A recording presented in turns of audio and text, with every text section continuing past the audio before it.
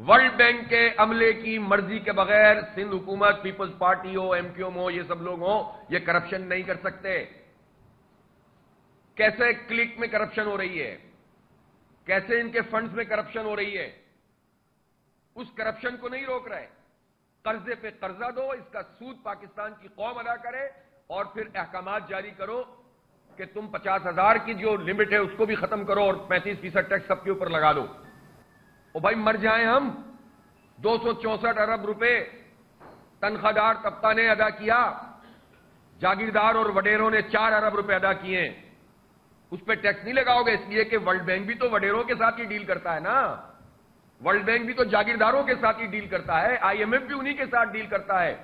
और ये साहूकार इदारे इन्हीं जागीरदार, वडेरों और ताकतवर लोगों के जरिए से यरगमाल बना के, हमें गुलाम बनाकर, हमें इन्होंने बिल्कुल जकड़ कर रख दिया है। और मामला सिर्फ मुआशी पॉलिसियों का नहीं होता। मुआशी पॉलिसियां तो तहरीर में होती हैं, असल में तो उसके बाद ही हमारे समाजी, हमारे तहजीबी, हमारे दीनी मामलात में भी दखल अंदाज होते हैं, कवानीन बदलवाने की कोशिश करते हैं। इसलिए इनके गुलाम दर गुलाम जो हुक्मरान तबका है वो पाकिस्तान के अवाम को निचोड़ता है और इन इदारों के साथ मिलकर ये धंधेबाजी करता है। इनकी करप्शन नहीं रोकते ये इदारे।